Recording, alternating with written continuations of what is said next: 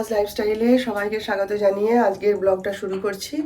আশা করি আপনারা সবাই ভালো আছেন। তো আজকে হচ্ছে গিয়ে বৃহস্পতিবার, আর এখন বাজে হচ্ছে কটা জানেন?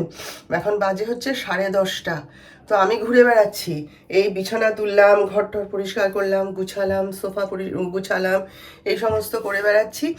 এখনও রান্নাঘরের কোনো কাজ শুরু করতে পারিনি, কেন কি আমার কাজের মেয়েটা এখনও আসেনি।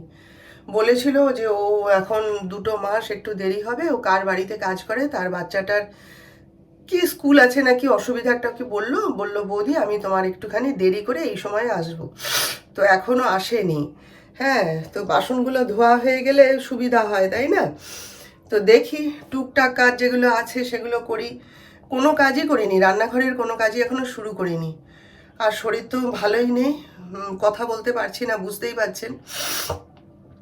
কালকে তো সারা রাত মাথা যন্ত্রণায় ফেটে পড়ে যাচ্ছে, নিঃশ্বাসে কষ্ট হচ্ছে। তারপরে ওদের এই কুকুরটা না প্রতিদিন রাত হলেই মানে সারা রাত চিৎকার করবে, জানেন, তোকে ছেড়ে দেয়, তা সত্ত্বেও ও চেঁচাবে। দিয়ে আর ঠিক এই আমার জানলাটার নিচেই, তো সেও এক কষ্ট। এখনও যে আপনাদের সঙ্গে কথা বলছি মাথার দুপাশটা ফেটে যাচ্ছে যন্ত্রণায়। তো যাই হোক, উঠে পড়েছি, উঠতে ইচ্ছে করছিল না। আমি বলি কাজের লোক যখন দেরি করে আসবে তো আমি একটুখানি দেরি করে উঠি, তখন 7:30 বাজে বলে আবার শুয়েছিলাম একটু। তারপরে তো আবার ডাক্তার সাহেবের কল এলো যে কি ওটি হবে, এমার্জেন্সি, জলদি আসুন বলতে একদম সে একবারে মানে পড়ি মড়ি করে একবারে দৌড়ালো। তো এই আর কি, চলুন দেখি কতদূর কি কাজ করা যায় না করা যায়, শুরু করি কাজ, আর কি করব। আপনারা সঙ্গে থাকুন, আমার দেখতে থাকুন। জল খাবার করতে নিয়েছি। আজকে আমার যিশুও আমার সঙ্গে ওটস খাবে, তা ওকে আগে বানিয়ে দিই, তারপরে আমার জন্য বানাবো।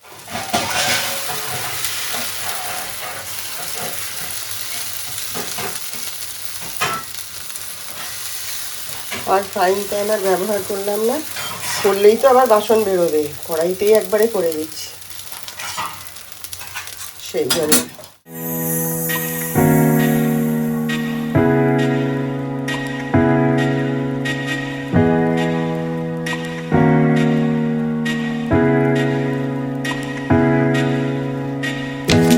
ছেলে যে বেরোনোর সময় আমি কাজ করছি দেখে খুব চিৎকার করছে, বলে তুমি যদি এই পরিমাণ জল ঘাটো মা সকাল থেকে উঠে, আমি দেখছি তো, তাহলে তোমার কোনো দিনও সর্দি সারবে না, আর তোমার বুকে কফ বসবেই, কেউ আটকাতে পারবে না। আমি তাহলে কি করব, এই কাজগুলো তাহলে কে করবে? তাহলে তুই করে দে, তোর তো সময় নেই, তুইও বেরিয়ে যাচ্ছিস, তোর বাবা বেরিয়ে যাচ্ছে, তাহলে কে করবে বল?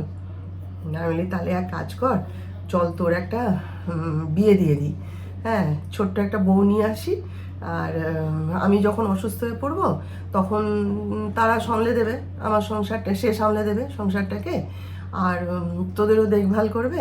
আবার আমি সুস্থ হয়ে গেলে তখন আমি আবার করব, এছাড়া তো আমি আর কোনো পথ দেখতে পাচ্ছি না, তাই চল তোর একটা বিয়ে দিয়ে দিই। তাই হেসে কুটিপাটি হয়ে যাচ্ছে জানেন, বলে হায় মা তুমি ছোট্ট দেখে একটা বউ আনবে, তারপরে তো তাকে সামলাতেই তোমার জীবন বেরিয়ে যাবে, তা তোমার আর কি দেখভাল করবে? আমি বলি তাহলে বল কি করব আমি এখন? তুই তো চেঁচিয়ে কোনো লাভ নেই, তাহলে তুই তাড়াতাড়ি বড় হয়ে যা, তোর বিয়ে থা দিয়ে আমার কাজ শেষ হয়ে যাবে। তা হাসতে হাসতে চলে গেল। এক্ষুনি এসছিলেন, এখন 12টার বেশি হয়ে গেছে, এই পুজো করে উঠলাম, উঠে রান্নাটা বসিয়েছি। তো এসে পরে সকাল থেকে তো চান খাওয়া কিছু করতে পারিনি না, শুধু মানে ড্রেসটা চেঞ্জ করে দৌড়ে গেছিলো। আজকে গোপালকে শয়ন থেকে তুলতেও পারিনি, আমি একবারে এদিকে বাসি কাজ সেরে টেরে চান করে একবারে গোপালকে তুলে তাকে চান করিয়ে তাকে খেতে দিয়ে মা লক্ষ্মীর পুজো করে সব করে একবারে উঠলাম। তো আমি যখন পুজো করছি তখন এসে তারপরে তো জল খাবার করে রেখে দিয়েছিলাম, সেসব খেলো। খেয়ে আমি যতক্ষণে পুজো করছিলাম জানেন, টেবিলে যত প্লেট চামচ বাটি যা ছিল সবকে ধুয়ে দিয়ে গেছে। আমাকে বলছে জল ঘাটবে না একদম বেশি, আমি সব ধুয়ে দিয়ে পরিষ্কার করে দিয়ে গেলাম, আর যতটুকু না করলেই নয় ততটুকু করবে, তার বেশি করো না, জল ঘেটো না, বুকে কফ বসে যায় না তোমার। তারপরে আবার আমি রান্নাঘরে যে ম্যাটটার উপর দাঁড়িয়ে রান্না করি সেটা পাততে ভুলে গেছি, তাড়াহুড়োয় পাতা হয়নি, এসে আবার সব করতাম, তো দেখি সেইটাও পেতে দিয়ে গেছে জানেন। তা আমি তো এসে ঝগড়া করছি, আমি তোমাকে এইসব করতে কে বলেছে? তুমি সে সেখান থেকে এলে এসে চুপ করে বসো না, আমাদের সাথে গল্প করছিলে, হঠাৎ উঠে চলে গেলে সে পাশে। মানে একটু করে দিই, তোমার যখন শরীর ভালো থাকে তুমি তো করো, হ্যাঁ আমাদের জন্যে, আর তোমার শরীরটা খারাপ হয়েছে একটু করে দিই যতটা পারি। দিয়ে আবার ঘরেই ছিল, বলে আমি একটু বাদে যাব, আমি তাহলে একবারে রান্না করি খেয়ে যাও। তার কিছু বলেনি, তারপরে তো ফোন এলো এক্ষুনি আসুন স্যার, একবারে পড়ি মুড়ি করে দৌড়ালো। এই যে দেখুন সব রকম দিয়ে একটা সবজি করলাম, আর এটা হচ্ছে মটর ডালের বড়া করে তার ঝোল করেছি, আর আলু টালু দিইনি।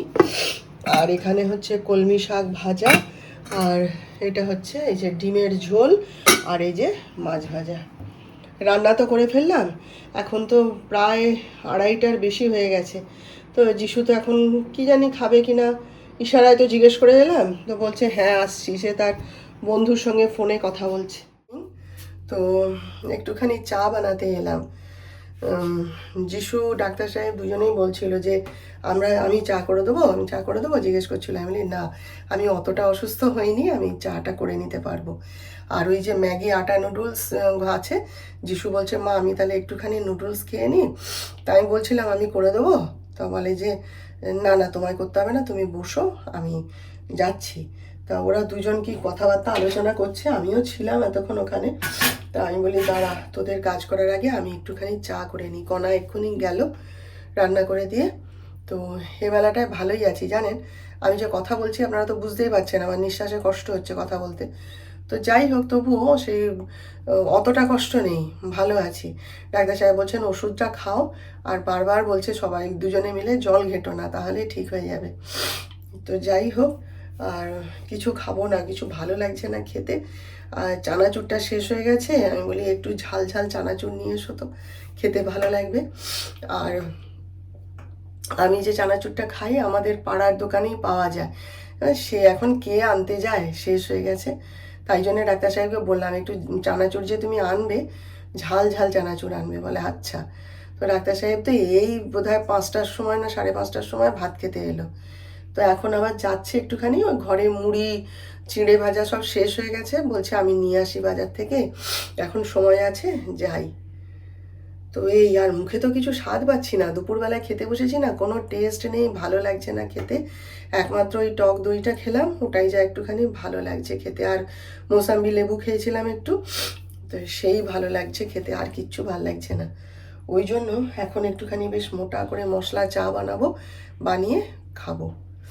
তো চলুন, হ্যাঁ বেশি কথা বলতে পারছি না, তো একটু চাটা করে নিয়ে একটু খাই, পরে আপনাদের সাথে আবার কথা বলি। তো এই যে দেখুন আজকে রাতে আমাদের হয়েছে এই যে আলু ফুলকপি সয়াবিন দিয়ে একটা তরকারি আর রুটি, ব্যাস এই আজকে রাতের খাবার। আর ডাক্তার সাহেব এক্ষুনি ফিরলেন, এই যে সব নিয়ে এসছে বিস্কুট। এখন বিস্কুটটা একটু বেশি লাগে, কারণ আমার সাথে সাথে যিশুরও এই বিস্কুট খায়, ওরও অন্য বিস্কুট খাওয়া বারণ হয়ে গেছে। ওই জন্য একবারে বলছে 3 প্যাকেট এনে দিয়েছি, মা বেটা দুজনে প্রাণ ভরে খাও। আর এই যে ঝাল চানাচুর আনতে বলেছিলাম, তাই এই একটা চানাচুর এনেছে, আর এই একটা চানাচুর। এই যে মুগের চানাচুরটা না, এটা আমার মানে সব থেকে প্রিয়। আমি এটা আমাদের এই যে পাড়ার দোকান আছে ওর কাছে গেলেই আমি বলি আমাকে ওই চানাচুরটা দিই।